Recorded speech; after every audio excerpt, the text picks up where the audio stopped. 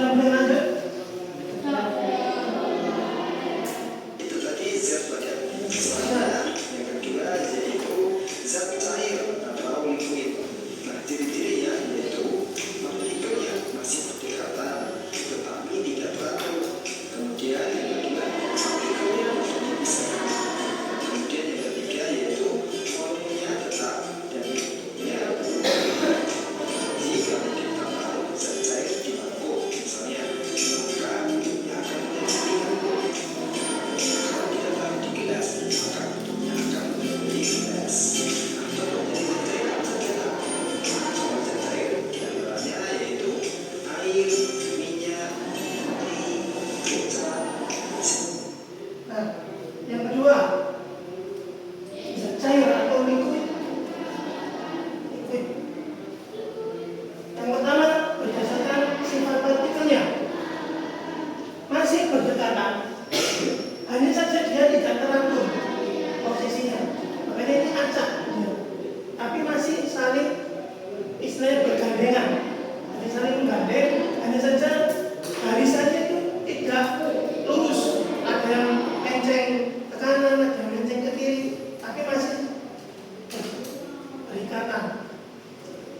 Nah, karena dia tidak teratur, makanya mudah untuk dipisah. Jadi misalkan air di gelas, antum tuangkan ke gelas separuh, nah, mereka akan terpisah. Kan mudah, tidak perlu perlakuan ditempa atau ditekan dan lain-lain kan. Hanya cukup dituangkan, tapi sudah bisa berpisah. Hanya saja tetap bentuknya air, jadi masih dalam satu wadah. Bisa dipisahkan, hanya saja masih berikatan. Dan yang ketiga itu bentuknya tetap dan volumenya juga tetap. Bentuknya berubah, hanya saja volumenya tetap. Maksudnya gimana? Ada misalkan 500 mili air ditempatkan di gelas. Nah, 500 kan? 500 tadi sekarang dituangkan ke mangkok semuanya. Bentuknya berubah, mangkok atau tetap gelas? Berubah mangkok kan? Tapi ketika ditimbang lagi, apakah berubah? Tidak, tetap 500. Ditimbang lagi, hanya saja bentuknya yang berubah. Nah, itulah sifatnya zat cair. Volume tetap, hanya saja bentuknya yang berubah. Ada yang masih bingung dengan pengertian itu? Sudah nangkep? Nah, contohnya ini ada air, minyak, oli, kecap yang dia sifatnya liquid, cairan. Ada yang bingung ya? Silakan. Juga ada yang zat cair itu bisa kental, ada yang encer. Nah, zat cair kenapa ada yang padat, kental, ada yang dia lebih cair ya istilahnya. Itu dibedakan berdasarkan partikel penyusunnya dan massa jenis zatnya. Jadi punya massa tiap itu. Itu bisa kita sebenarnya dipraktekkan. Kayak contohnya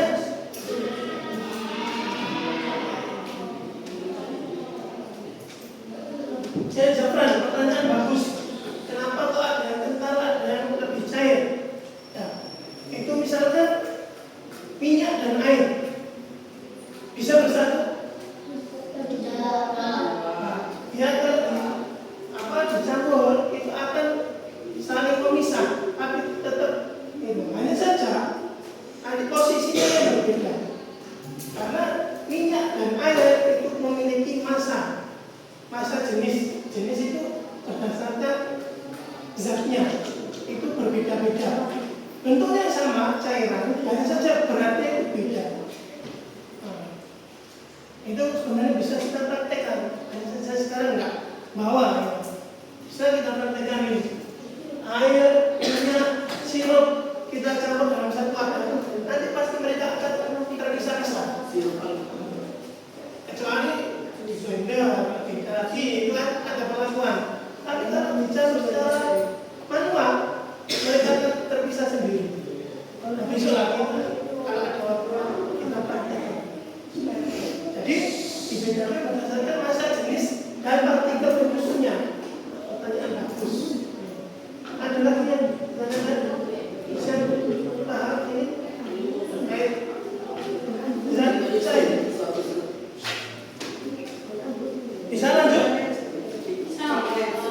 Kayaknya sudah belajar untuk bisa mencari dari sifat kita yang termasuk zat cair ya. Nah, itu zat cair. Kemudian selanjutnya yaitu zat gas. Jadi zat gas yaitu yang pertama jarak antar partikelnya jauh. Kemudian partikelnya mudah dipisahkan. Dan yang ketiga yaitu volume dan bentuknya berubah sesuai pada asal tempatnya. Jadi bedanya dengan zat cair tadi, kalau zat cair volumenya tetap tapi bentuknya berubah. Sedangkan zat gas volume dan bentuknya keduanya berubah. Nah, contoh zat gas apa saja kak? Di antara contoh zat gas yaitu ada asam, udara, uap air, gas alam, dan sebagainya. Nah, sekarang zat gas. Yang pertama berdasarkan partikelnya. Nah, jarak partikelnya itu berjauhan.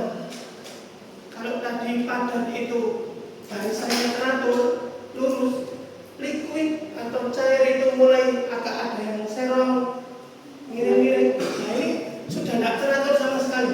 Ada yang loncat ke sana, jalan ke sana, nah itu gas sifatnya.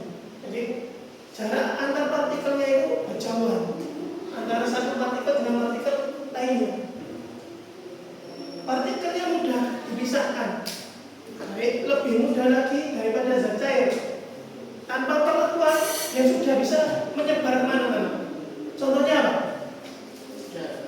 Ya, udara. Ada lagi ya?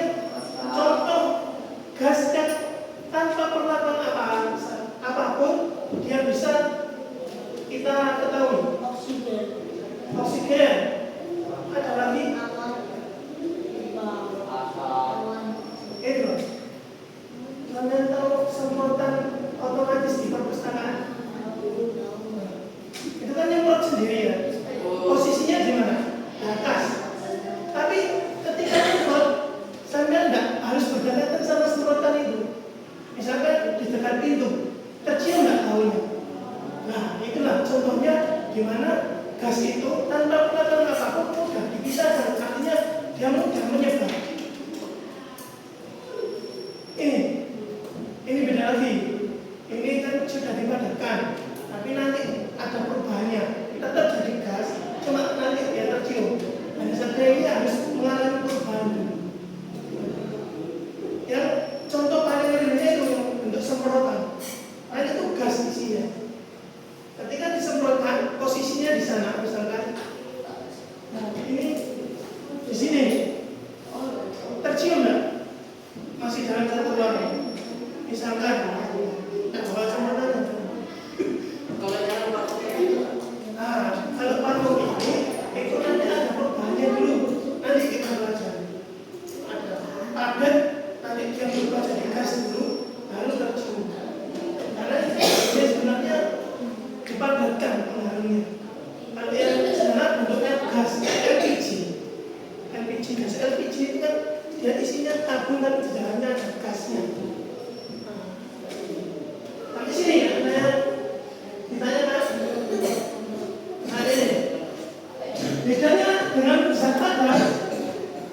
Kalau zat padat kan volume dan bentuknya tetap. Kalau ini volume dan bentuknya berubah. Kalau zat cair tadi apa? Volumenya tetap, bentuknya berubah sesuai waktu. Dia bisa mengulangi dari 3 sifat itu berdasarkan volume dan bentuknya. Bukan, ya. dari Zat padat dulu berdasarkan volume dan bentuknya. kalau waktu dan bentuknya apa? Volume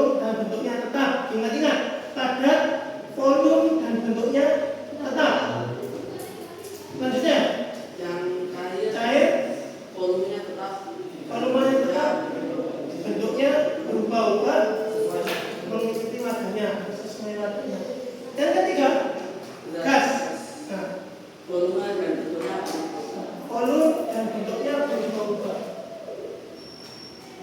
Jadi misalkan volume itu masih ukuran besar kecilnya. Gas tadi ada di dalam wadah semprotan parfum pengharum ruangan. Dia bentuknya kecil sesuai wadahnya. Tapi ketika disemprot dia bisa menyebar, bisa mengisi seluruh ruangan. Nah, volumenya lebih besar lagi. Itu maksudnya volumenya berubah. Kalau si air kan tetap di wadah tadi 500 ml di gelas, dimasukkan ke mangkok tetap 500 ml, dia tidak bisa lebih besar lagi. Nah, kalau padat dipindah kemanapun tetap bentuknya tetap. Itu maksudnya volume dan